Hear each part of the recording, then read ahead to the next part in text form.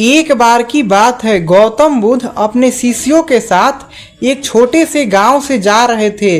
तभी उनके पास एक लड़का दौड़ते दौड़ते आता है और उनकी पैरों में गिर पड़ता है और कहता है कि हे गौतम बुद्ध, मैं छोटी छोटी बातों पर दुखी हो जाता हूँ और रोने लगता हूँ, आप बताइए कि मैं क्या करूँ।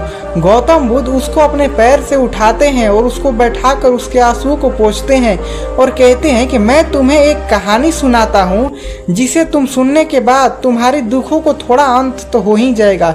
गौतम बुद्ध कहानी की शुरुआत करते हैं और कहते हैं, एक समय की बात है, एक राज्य में एक धनी सेठ रहता था जो बहुत ही दयावान था, दयालु था और नेक था।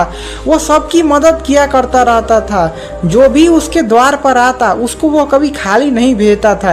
एक बार ऐसे ही उस राज्य में एक गरीब किसान रहता है। वह अपनी गरीबी से बहुत ऊब गया था। वह क्या करता है, वह सोचता है कि चलो कुछ बेचने का काम किया जाए।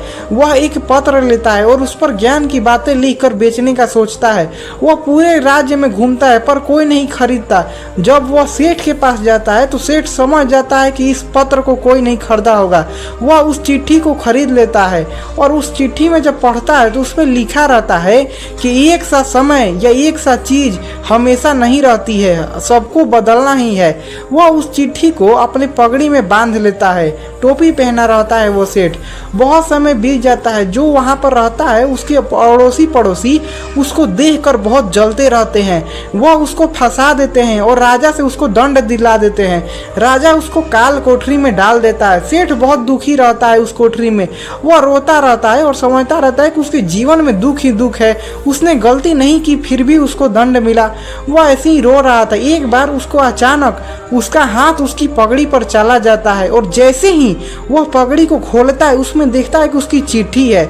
जब वो चिट्ठी को फिर से पढ़ता है तो उसे वह जोर जोर से हंसने लगता है। वहाँ का द्वारपाल समझता है कि ये दुख के मारे पागल हो गया है। वह राजा को बुला कर लाता है और उस आदमी से पूछता है। जब राजा पूछता है क्या हुआ तो वह व्यक्ति कहता है कि मैंने इस चिट्ठी को पढ़ा, इसमें मुझे याद आया कि कोई भी एक चीज हमेशा नहीं रहती है। जब सुख पूरा जीवन रहा ही नहीं तो दुख हमेशा क्यों रहेगा, ये भी दुख भी दूर हो जाएगा।